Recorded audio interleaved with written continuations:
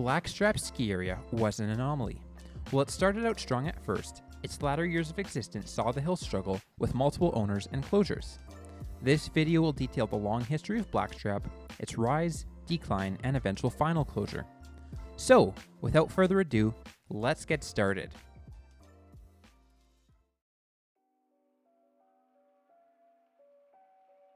While there had been several small ski clubs in the Saskatoon area throughout the 1940s to the 1960s, none of these clubs had ever lasted for more than a couple of years before closing. The city had a strong skier base, but had no real permanent ski hill. Throughout the 1960s, developments were proposed to create a man-made ski hill in Blackstrap Lake Provincial Park. These proposals never made it out of the talking stage. However, public support did grow quite a bit for this movement. In January of 1970, the city of Saskatoon decided to host the 1971 Canada Winter Games. Due to this, the Blackstrap ski hill proposal was put in high priority, as the city needed a spot to host slalom and ski jumping events. As Blackstrap didn't have the vertical, a man-made hill was constructed, which raised the 150-foot hill to around 300 feet. A Mueller T-bar serviced the summit, while a pair of rope tows serviced the beginner terrain. A lodge and snowmaking system were constructed, which ballooned the cost to over $600,000. In its first year of operations, Blackstrap saw huge visitation numbers. The ski area officially opened in 1971, though the public was limited to certain trails in lieu of the Winter Games. However, in the early years, Blackstrap saw huge visitation numbers from the public and recorded over 20,000 skier visits in 1971. The 50-meter ski jump was the centerpiece of Blackstrap. Unfortunately, after the games, the ski jump sat in disuse and was completely removed a few years later along with the judge's tower. Blackstrap became well known for its superb ski patrol, with the hill ranking as one of the best in Western Canada. Additionally, the ski hill built a robust ski school program and was known all across the province for this. These factors ensured that Blackstrap saw success in the 1970s. In 1984, the ski area invested in a huge upgrade, a used Doppelmayr triple chair that would replace the T-bar, which in turn would replace the old beginner rope tows. The chairlift was the first Doppelmayr triple in Canada, and originally lived at the Snow Oasis ski area near Regina. If you want more information on Snow Oasis, be sure to watch my Lost Resorts episode about it here. The chairlift was not long enough on its own, so Doppelmayr was brought in to lengthen the lift, as well as to add new chairs. This is why in historical photos of the chairlift, both the original center pole and newer bale-style carriers are on the line. The chairlift cost the ski area around $450,000, which was part of a grant from the government to improve recreational development. Unfortunately, the entire ski operation was plagued by a number of problems. The triple chairlift often suffered from mechanical breakdowns, which was not communicated to the parks department, who'd be answering phone calls about if the chairlift was working or not. In another example, for the 1985 season, the parks operator decided to cut skiing from Friday to Monday, even though season's passes had been advertised and sold under this promotion.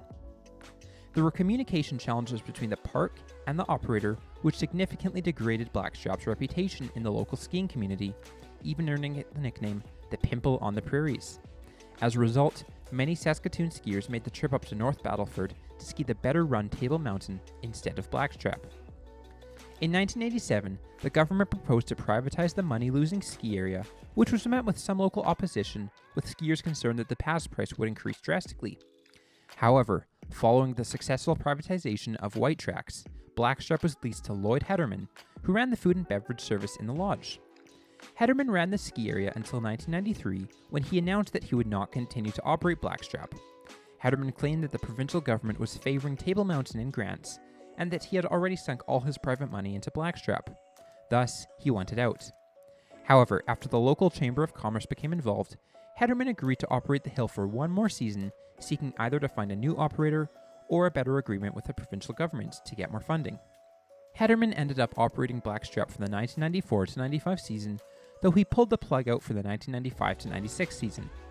Thankfully, for the latter part of the 96 season, Sean Dunn purchased all assets and announced that he would be reopening the hill for downhill skiing operations. In an effort to boost the popularity of the hill, Sean Dunn brought in both snow tubing in the winter and downhill mountain biking in the summer. However, even with Dunn's best efforts, the hill could not break even. After a check for their liability insurance bounced in January of 2005, the government swiftly terminated their lease, announcing that they had 24 hours to vacate the property. 3 weeks later, Tom Heddleman announced that the hill would reopen and that the government had renewed the lease. The hill operated for the remainder of the 2005 ski season and enjoyed a strong 2005 to 06 winter season. However, in October of 2006, it was discovered that the T-bar and chairlift would need repairs totaling $400,000. This effectively shuttered downhill skiing operations as the provincial government was unwilling to foot the bill and the operator had no money. After increased pressure, the government announced that it would spend the money to upgrade the lifts and announced an opening date of February 2007. Then suddenly, in November of 2007, the government announced a permanent halt on skiing operations in Blackstrap, despite recent safety upgrades to the T-bar.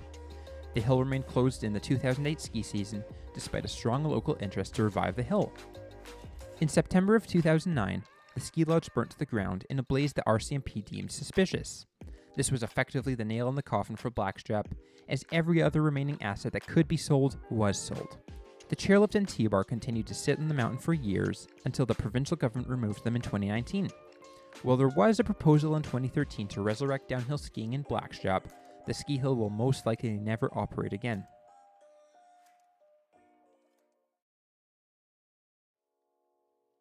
Blackstrap ski area had two distinct faces that were each quite different. The side closer to the lodge was the beginner area, serviced first by the twin rope toes and then the T-bar. This lift was around 300 meters long and had a 51 meter vertical drop, with the average slope gradient being 16.3%, which classifies the terrain this lift served as beginner. From the skier's left side of the T-bar, there were two beginner trails. The main beginner trail is around 350 meters long and snakes its way down past the lodge to the T-bar. With an average slope gradient of 15%, this trail would have been the perfect teaching terrain for beginner skiers. The second trail branched off into the woods and travels past the ski area's parking lot before cutting back. From the skier's right of the T-bar, we have a few more trails which could have been easier blue runs or green. The blues I have found were most likely beginner runs, however an early version of the trail map I found puts these as intermediate terrain, so I really don't know. Moving west, we find the chairlift. This was an early Doppelmayr triple chair, relocated from the defunct Snow Oasis ski area. The T-bar used to travel up this line, but was relocated to the beginners area. The triple undoubtedly served some of the steepest runs at Blackstrap and had an elevation gain of 82 meters and a distance of 378 meters. The upper terrain was quite steep, while the lower terrain was quite easy. There was a connecting trail to the beginners section of the mountain that had a 45% gradient, making this a black run. Though it is hard to tell with no trail map, the westernmost runs off the chairlift seem to have less of a steep pitch than the east side runs. The steepest run had an average slope gradient of 59% on the top, which dropped down to around 20% near the bottom. The west side of the chairlift looked to have some terrain runs, including a unique gully that loops the skier back around to the very front of the mountain. My ski resort developer contact told me that Blackstrap struggled to hold good snow on the chairlift side, as it would all turn to ice and be wind scoured. I can only assume that the terrain this lift served usually was seldom open and probably wasn't the best to ski. The lack of trees in the upper half definitely seemed to degrade the snow quality. Please note that there is no official trail map of Blackstrap, so this is all my educated guess based on Google Earth and historical records.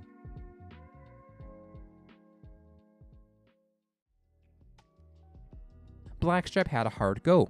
It struggled through most of its life, having multiple ownerships and multiple closures before finally sputtering to a stop in 2007. Undoubtedly, the closure was hard for the ski community in Saskatoon, who utilized the convenience and ease of access that Blackstrap provided. However, with a new beginner-oriented ski hill called Optimist Hill opening in Saskatoon back in 2019, the legacy of Blackstrap and to skiing in Saskatoon lives on. Thanks for watching this video. If you enjoyed it, please be sure to subscribe to my channel. And until next time, this is Skier72.